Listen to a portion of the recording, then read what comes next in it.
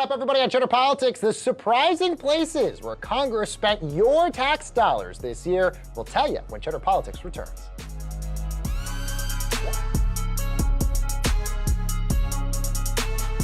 All right, folks, welcome back to a show we like to call Cheddar Politics. Government spending on local projects, also known as pork barrel spending, is on the rise for a second year in a row. Earmarks in fiscal year 2019 rose to over $15 billion, up 4% from the year before. That, at least according to the 2019 Congressional Pig Book. It's an annual breakdown of congressional earmarks from Citizens Against Government Waste. A very cool topic. Join us now with much more on that. Curtis Kalin, he's the Director of Communications over at Citizens Against Government Waste. Thanks a lot, my man. Thanks for having me. Listen, we got a lot of people out there who are watching this and like, okay, I've heard of an earmark, I've heard of a pork barrel. I don't know what these things are. Curtis, do you have like a layperson's understanding of what we're talking about? Sure. Essentially, they are line items in the appropriations bills that go to local projects. Typically, they're not competitively awarded.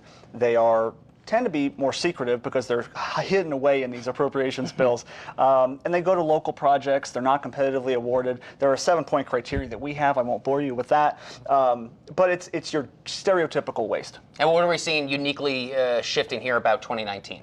Well, it's up, as you said, 4%. And the $15.3 billion that we discovered in the 282 earmarks actually is the most that we've seen since 2010. So we're going in the wrong direction. Mm-hmm. So what sort of examples? What are we talking about? By the time you and your colleagues are sifting through the fine print that no one else is looking at, what are you coming up with? Some pretty crazy ones. We got $13 million for wild horse management. We got $9 million for fruit fly management. We got, I think it was $800,000 to get rid of the brown tree snake in Guam.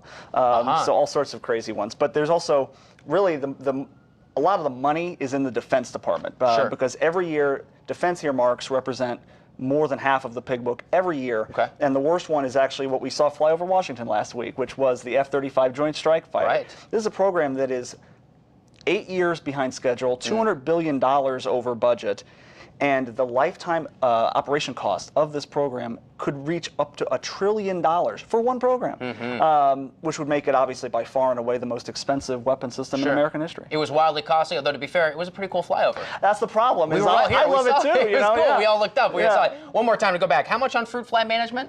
I believe it was $9 million. Seems a little low to me, to be honest. Let's get those numbers up. No, I'm teasing. How significant do you see these rises being? What does this trend suggest to you and your colleagues? Well, the problem is that there's no transparency in the process. So these bills are being plussed up more than the budget request. So you have the experts in government that say, we need this much money to deal with fruit flies. But Congress says, no. We got to give you more money so that I can do my personal project. And they make a call to the agency and they say, here's a project you can spend this extra money on. And so when that continues to go up and up and up, we see it's just an erosion of public trust in Congress. I mean, and this keeps happening and happening. And people keep saying, let's cut government waste. There you go, $15 billion. We got these fruit flies to deal with. Final question for you before we run out of time. Why should Americans be so concerned? What is the emphasis and the role for them? Right. Basically is that every taxpayer dollar is sacred. We believe that. I think it's pretty common sense. And we send our representatives to Washington, then we send our money to Washington. Those two things are supposed to be symbiotic. They're supposed to deal with our money in a correct and non-wasteful manner. And this just proves that they are not. We're very appreciative that you are the ones doing the work and that every so often you can come in and help us, the rest of us, make sense of this. Curtis Kalin, thanks a lot. Anytime. That's the Director of Communications over at Citizens Against Government Waste. We'll talk to you soon about more. Thank you. We'll watch those fruit flies in the meantime.